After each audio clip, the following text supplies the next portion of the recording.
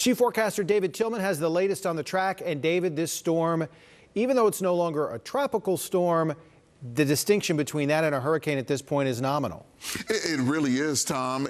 Even had it stayed a tropical storm and not become a hurricane, we would still be talking about a 4 to 7 foot storm surge, rainfall totals 5 to 10 inches, approaching 15 in spots, and winds easily close to 70 miles an hour, gusting even higher with a tropical storm. We have our eye on the Gulf because of now Hurricane Beryl.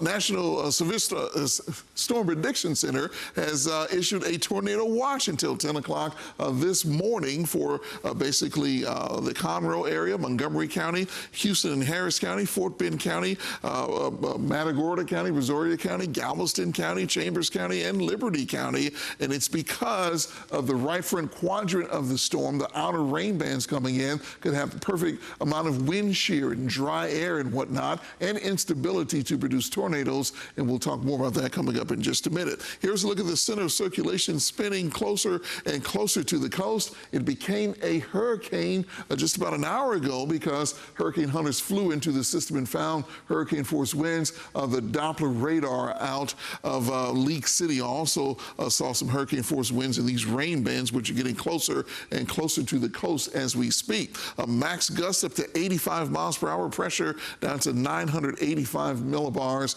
The really strong winds, the hurricane force winds, are going to be in this ring right around the center of circulation. We call that the eye wall, and it's when that makes it inland, and that's going to happen within the next couple of hours is when we're going to really begin to see those winds pick up well beyond tropical storm force and even into hurricane force. By the time we get to 7 o'clock in the morning, we still believe the system will be a hurricane in the vicinity of Wharton and Angleton and places like that.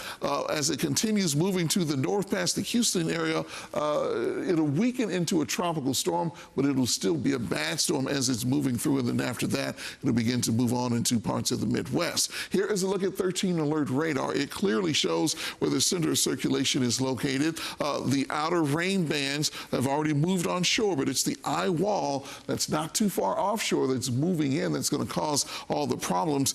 As far as I can tell, the center of circulation is about 50 miles away from the coast, and with this thing moving to the north at about 10 miles an hour, the center of circulation, or the eye, will actually move inland in about 4 to 5 hours or so. But between now and then is when the worst of the weather is going to be, as the eye wall is spreading in. It's going to hit places like Brazoria County and Matagorda County first, and then it will continue spreading inland and in Galveston County, eventually Fort Bend and Wharton counties, and eventually up into the Houston area as well. We have torrential training thunderstorms occurring over parts of Brazoria County and Matagorda County right now. A flood advisory has been issued and goes until 3 o'clock in the morning for the area around Lake Jackson down towards Freeport. And in that vicinity, we've seen anywhere, and these are radar estimates, of 2 to as much as 4.5 inches of rain, approaching 5 inches of rain. Doppler radar notoriously underestimates the amount of rain because the raindrops within the tropical system are typically on the small side, and the equation that they use to figure out how much rain has fallen is basically skewed towards larger raindrops. So there might actually be more water than this on the ground, but there's at least a flood advisory issue for that area, and you can see that rain band extends all the way out into the Gulf of Mexico. We have several hours of torrential rain headed from Matagorda County and Brazoria County. Here's a look at current wind gusts. We're now getting a wind gust in Galveston to 44 miles an hour. That's tropical storm force, 40-mile-an-hour wind gusts there in Palacios as well. Winds are gusting to the 20s in the city of Houston right now. Now that Galveston is up to 44, we can update this to 44 miles an hour. Recent wind gusts at Hobby Airport, 26, 43 in Palacios, and 33 is the latest wind gust there in the Bay City area. Here's future track. It shows that the rain will continue to move inland as we head through the overnight hours tonight. We believe the heavy rain will begin in the city of Houston at about 3 o'clock in the morning. That's also about the time that the center of circulation should be making landfall in the vicinity of Matagorda Bay.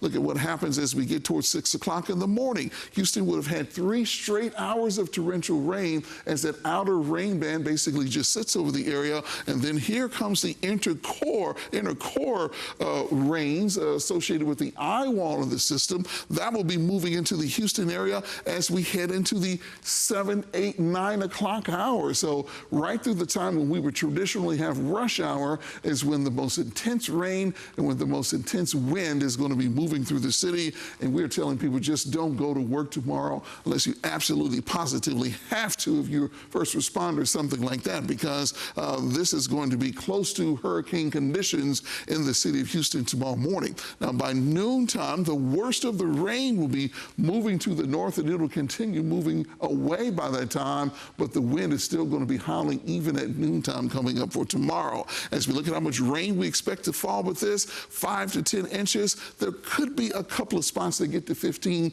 It really just depends on whether or not feeder bands on the right side of the system begin to set up in southeast Texas. If that happens, I think somebody could get close to 15 inches rain, but 5 to 10 is more than enough to cause some major flooding issues, and that is the reason why flood watch is in effect. Here's a look at the wind. We get to 3 o'clock in the morning, winds gusting to hurricane force around Matagorda Bay. Tropical storm force winds will be in the city of Houston by daybreak tomorrow. Hurricane force winds down around Pearland, down towards Angleton, places like that. As that eye wall begins to move inland, this particular computer model thinks the eye itself, the center of circulation, is going to move right across Houston and Harris County. At 9 o'clock in the morning, we're talking 40, 50, 60 plus mile-an-hour winds gusting in the city with torrential rain coming down. You don't want to be on the road when that is happening coming up for tomorrow. By the time we get to noontime, we're still gusting to more than 40 in Houston. The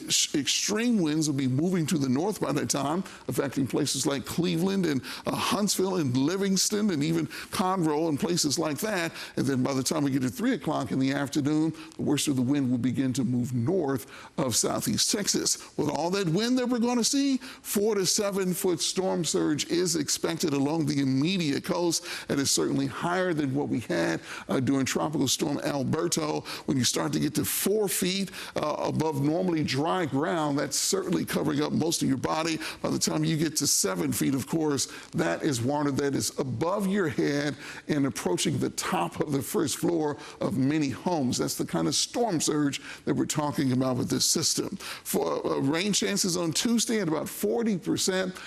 Looks like my graphic just changed because we just passed by midnight their time, but we certainly do have a powerful storm system moving in with the name of Hurricane Beryl, and it's something that we're going to be dealing with throughout the morning. Again, stay home if you can.